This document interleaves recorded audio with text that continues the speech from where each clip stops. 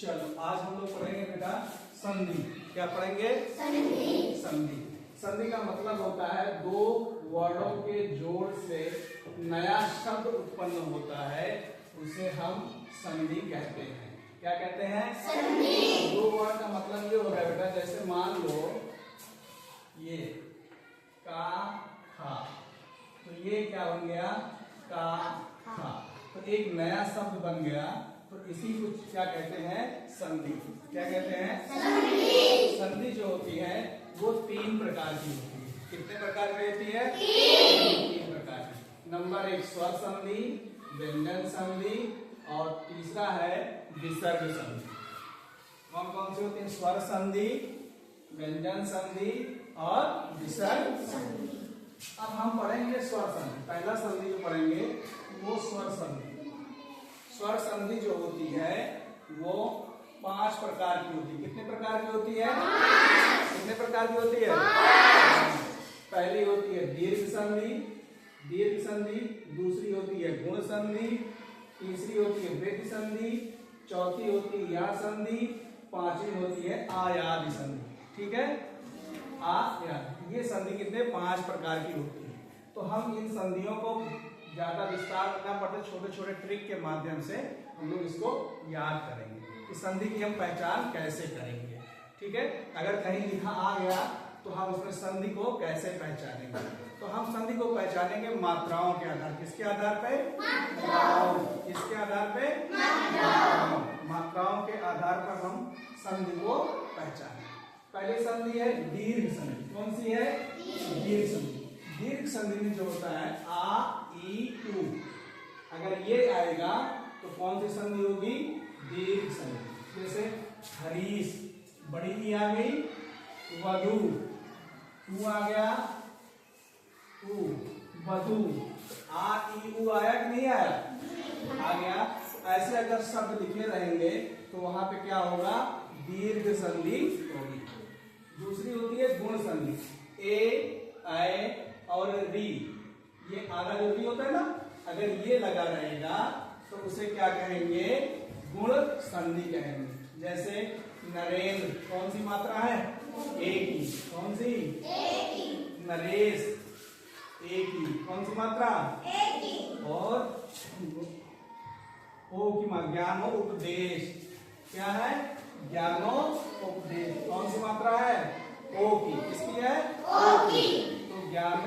ऐसे महा ऋषि, क्या है? महा ऋषि। ये री आ गया कि नहीं आ गया?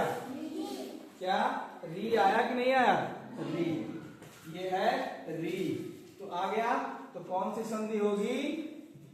गुण संधि। कौन सी संधि होगी? गुण संधि। हाँ, अगर ए ओ आया तो गुण संधि, और री आई तो ये री अगर आ गया तो कौन सी संधि होगी?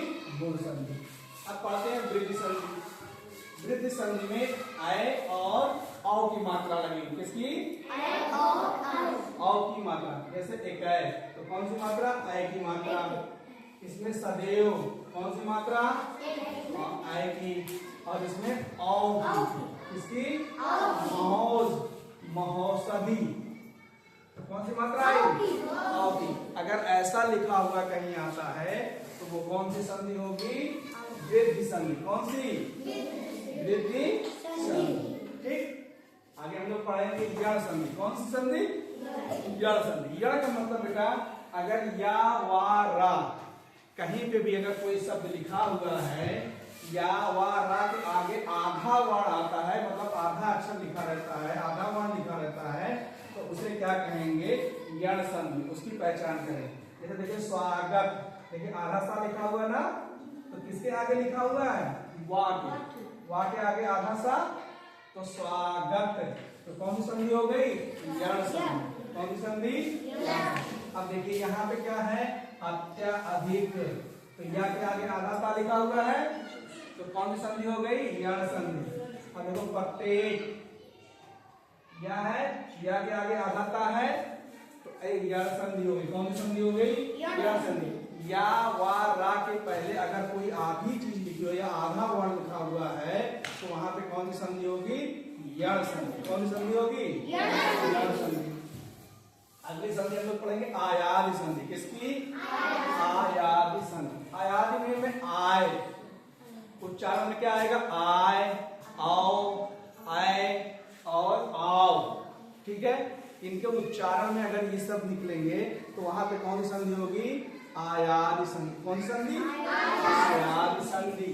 अब देखो नायन, नायन, यन आया अय, गायक आया कि गा पे आगे मात्रा और या गा आय आया कि नहीं आय गायक। पवन औ आया पवन, आओ पावक, ये देखिए पावक, आगे मात्रा आ गई, औ आ गया, गायक और नयन। तो ये सीधा अगर उच्चारण में आता है तो वहां पे क्या होगी? आयादी संधि होगी। ये स्वर संधि के भेद थे। अगली संधि जो होती है व्यंजन संधि होती है और विसर्ग संधि। व्यंजन संधि और विसर्ग संधि हम लोग बाद में पढ़ेंगे। ठीक।